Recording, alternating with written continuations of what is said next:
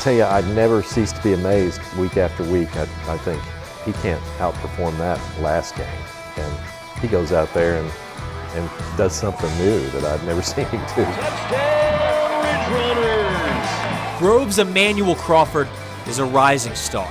2,400 yards, 43 touchdowns in 2021 alone.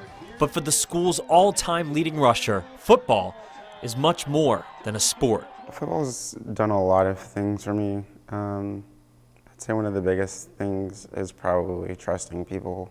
For Emmanuel, trust was never something he had growing up, and home was far from Grove, Oklahoma. That story, 6,000 miles away in Ghana. So I got sold into slavery when I was 3, and a lot of families in Ghana will sell their oldest kids so they can have enough money to at least provide for themselves and the siblings that they have. Emmanuel, pictured here, was one of an estimated 21,000 child slaves working the fishing trade on Ghana's Lake Volta. Bailing water out of the boat was kind of my job. And I think it's because I was so young that I probably wasn't even strong enough to pull the fishing net out of the water, but they would make you go down there to untangle it out of like the branches and stuff. And then I kind of like have like a little bit of a flashback like 2 years ago of like laying on kind of like a dirt ground in a hut, and it was raining outside. And so that's kind of a memory that I've kind of held on to. It's kind of that memory of being on the ground and kind of feeling helpless. At just 4 years old, Emmanuel, working, weak and shivering, sat in a boat, days from death. A rescue organization, Touch a Life, saved his life. I was out on the lake one day and we were going boat to boat, looking at stopping, talking to the masters and seeing the kids, and all of a sudden I saw this one boat where I saw this tiny little figure in the boat, and we pulled over to the boat, and there was this little 4-year-old sitting in the middle of the boat just shivering. That is how they negotiated for him, is give us that child. He's sick, he couldn't do you any good. Let us have him. Emmanuel got shelter and schooling. Soon, he was more alive than ever. At the same time, friends of the family who saved him were looking for a child to adopt. He said this one's supposed to come to the United States. And she said there's actually a video of him. My name is Iman. I'm 5 years old. Oh, okay, what's this? This What's this? nose. I mean, I knew when I met him, I was like, yes, whatever it takes. 9 months later, Emmanuel came home. It was a great relief when he finally landed here, I'll tell you. A lot of joy, tons of joy. I haven't had a moment quite as joyful as that in my life.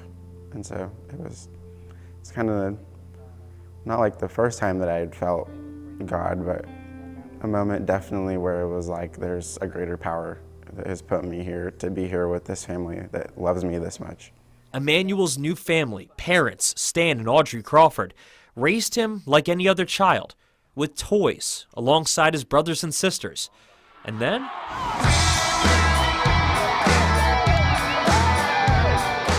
along came football. I never saw the value until I saw what it did for all my kids, but really Emmanuel, which when you see how it started building trust and changing him, I'm like, wow, that's very useful. Trust, which Emmanuel had never gotten to experience. On the field, his parents quickly saw he had a gift. Literally in 5th grade, like the first time he touches the ball, he's tearing down the field and nobody even close. And then you start to think, well, maybe he's got some talent. It's just like a video game of he sees. And I'm sure that came from always watching when he was little of what his surroundings were to make sure he was safe. And it turned into a gift. Come on, defense! An instinct, once used for survival, now used to dominate on Friday nights.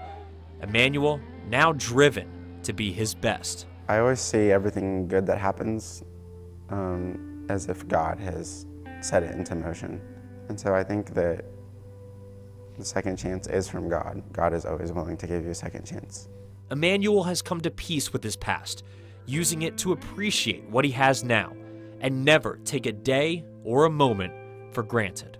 Sadly, a lot of them don't get out like I did, whether they grow older and become slave owners or they don't make it to see adulthood because they die in the process of being a child slave. And I was very close to possibly becoming one of those kids who had passed away on the lake. And that's really driven me and pushed me because God has given me a second chance at life. And so I try my hardest not to throw it away and to impact as many people as I can with this second chance. What an incredible young man. Well, what a story, Chris. I mean, you talk about one of the brightest, most wonderful people that you'll meet and young men that you'll meet. And it's actually amazing because he wants to become this great football player, and he's well on his way to doing it. He is trying his best to become the best he can be at football and the best he can be in the classroom because he wants a platform to share his story, because he wants to inspire other people. And he wants to let other people know, hey, I got my second chance. You can have your second chance. You can do whatever you want with this life. Yeah.